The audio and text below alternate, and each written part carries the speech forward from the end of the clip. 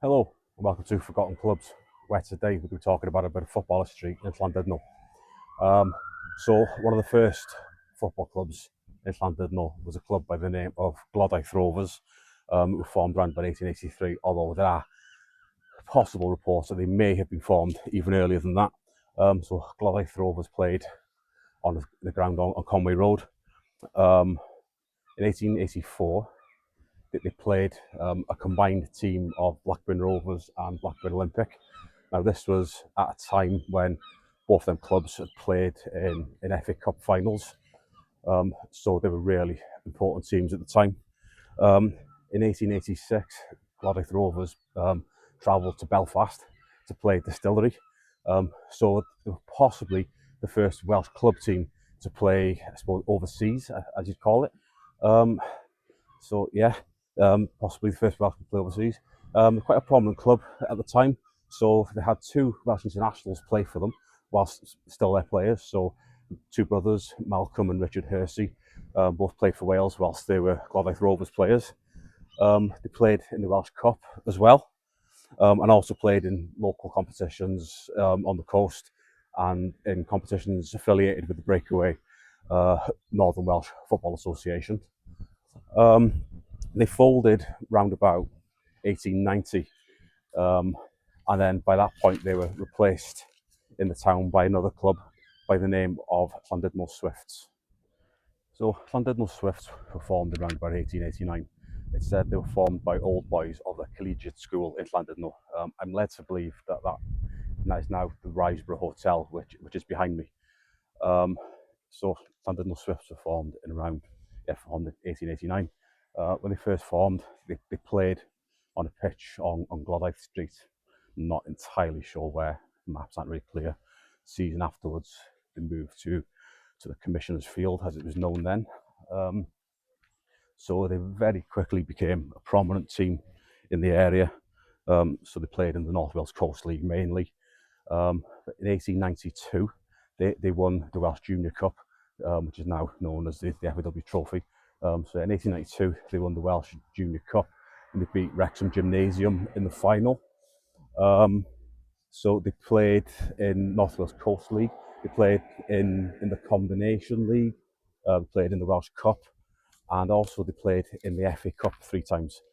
Um, so we just come out onto Gloddaeth Street now, which is they would have played along this road somewhere, but don't know where. They were quite a really prominent club in the time, played in the Combination League, which covered most of North Wales and North West England. Some big travelling distances there. So they were a professional football club. They had a lot of professional players, and it was professionalism which, in the end, led to their demise. So they folded around about 1901 due to financial issues, from paying players and probably, to be honest, from playing in the Combination as well. There's been a lot of travelling then. Every away game, you're talking a lot of a lot of train fares across North Wales and not northwest of England. Llandudno Swifts, who were a really prominent team for about 10 years in the Victorian period. After Llandudno Swifts folded, they were then replaced in the area by another team called Llandudno Amateurs. Thank you. So after Llandudno Swifts folded in the early 1900s, a team called Llandudno Amateurs formed in around March 1902. Because Swifts had failed after a period of professionalism, the new club took the name Amateurs to make it clear that they were an amateur football club. They weren't making any payments. So they played in the competitions on the North Wales Coast. They played in the North Wales Coast League and the various cups that were associated to the North Wales Coast FA at the time. So they played in the North Wales Coast League for about 10 years. Then in 1912, the club ran two teams. They ran Llandudno Amateurs and the North Wales Coast League. Then they dropped the amateurs part and reintroduced professionalism for a team just called Llandudno, playing in the Combination League.